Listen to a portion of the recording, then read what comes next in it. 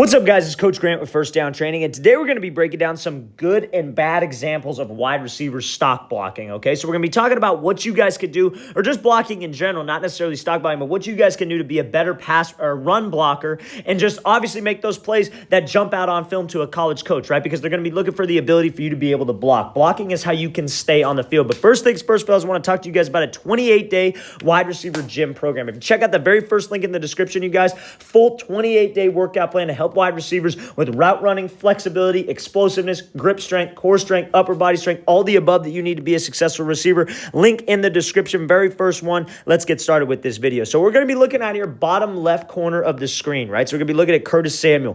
What he does is just a common mistake that you see a lot of receivers who get a little over anxious make. That I'm talking about him leaving his base, right? Now, obviously, NFL receiver, sure he was coached up on this, and I'm sure this play is just once in a blue moon that happens to this guy specifically, right? So we're going to be looking at this, and then we're going to be taking a look at what I want you to do as a receiver when you block. So watch at full speed. You see how he's coming out here. Bottom of the screen, he kind of lunges at this defender right here. Now, we're going to be talking about what are the key things that make you incorrect when you do this, right? So now, obviously, he needs to get in front of him. He needs to close this thing off, kind of seal right here and make sure that we get in front of him to push him back, right? So he kind of whiffs on the block in a way. But the thing is that if he were to able to keep his base and keep his feet active, he'd still be able to make this block, right? And we're going to be talking about a good example of that in a second. But to see the second you go right here and you guys, your feet get super close together and you lunge at a DB, it's no different than like, let's say you're in press and you're up against a DB who's trying to jam you and he lunges at you and you maybe hit him with a quick little step back release.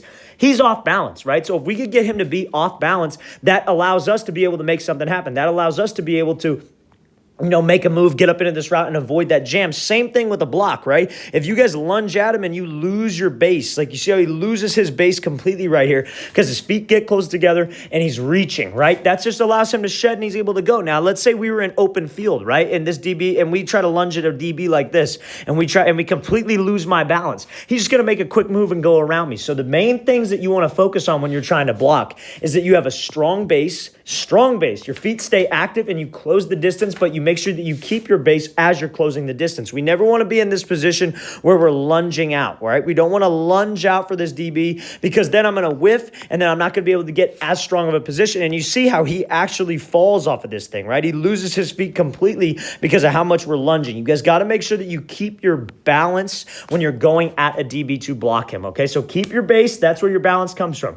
Keep your feet active so we can't make a quick move and then just avoid, and make sure we keep this thing in front of me. I'm always working my hands. I'm always driving my feet. I'm always keeping my feet active. Let's watch the thing again, full speed one more time, okay? So you see how he comes out here, gets a little over anxious and lunges at this guy. Just make sure that we keep my base, make sure that we keep my feet wide, and make sure that I keep my feet moving as I'm blocking this DB, okay? So now let's take a look at the good example right here. So you see how he gets hands on him here to focus on the top of the screen, good base, keeps his feet active, and then he drives him all the way the back out of the end zone, okay? So now, when he comes up here, this is another great example because you guys got to also think of blocking as like a setup, right? A setup for other routes, a setup for releases that you're going to be working. So you see when he comes off here, he gives this little stutter, goes up to the outside and goes. That builds off of a lot of different other things that you guys could do because now maybe one time when he actually, we'll get into the blocking technique in a second, but now maybe when he actually has to run a slant, he gives this little stutter and then he breaks it off and just runs this slant. This DB's expecting him to take this outside, right?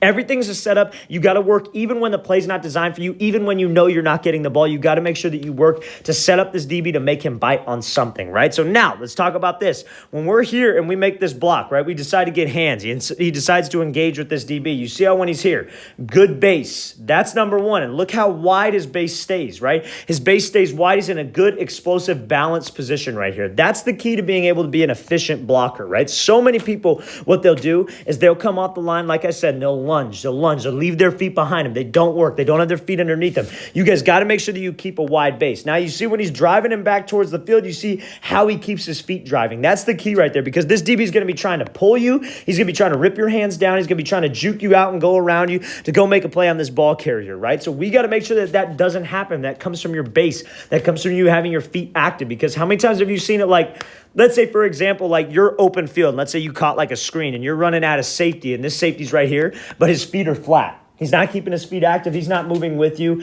and he's not he's not trying to just like keep you in front of him. He's not watching your hips, whatever. And his feet are flat. You're just gonna run around the guy, right? So same example, same principle applies when we're going up to block a DB, right? I want to make sure that I keep a good base. I keep my hands on him. I'm driving my feet, and I'm going back towards him. And you see how he just continues to run. He's in a good pad level. He's in a good balanced position. He's not reaching, right? But now the difference between this clip and the last clip that we took a look at is that last clip. You see how far he's going forward. This is about the same thing, right? It's about the same thing. The only difference, the only main difference is that his base is not super narrow. So your base is really everything. It's almost like you're playing quarterback, right? So like you're playing quarterback, you're back there in the pocket. You don't want your feet super close together because you're not going to be able to move like that. You're going to be moving off balance. You're not going to have anything. Feet aren't going to be underneath you, and you're not in an explosive position. Or you want to think of it like maybe like you're on a surfboard or a skateboard, right? When you're on a skateboard, your feet aren't super close together. When you're on a surfboard, your feet aren't close together. They're just outside your shoulders. You're in this strong position because that's how you're balanced and that's how you can stand on that board. So when I'm trying to drive this guy back out of the end zone or take him out of the play, I got to keep that good base. I got to get on my surfboard. I got to get on my skateboard and keep my feet active so I can continue to drive him, and that's a great job finishing the play. Now, again, maybe a little bit of unnecessary roughness there, but that's overall just a good block, and great job keeping his feet moving. Great job setting him up at the start of this play, right?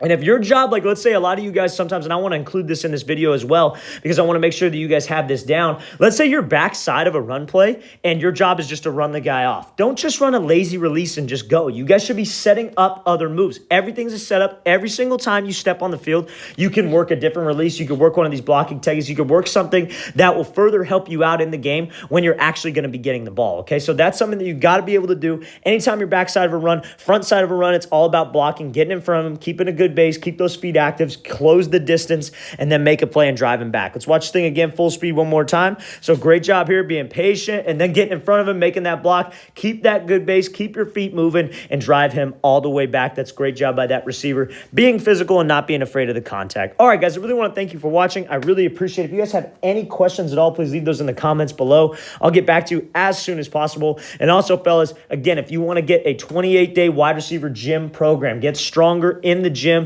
be a better receiver, help your receiver performance, right? Not just, just get strong, get big, whatever it is. Specific exercises to help you be a stronger and better wide receiver. All explosiveness, grip strength, core strength, all the above. Very first link in the description. Again, hope to get you guys on that soon, and I'll see you guys next time.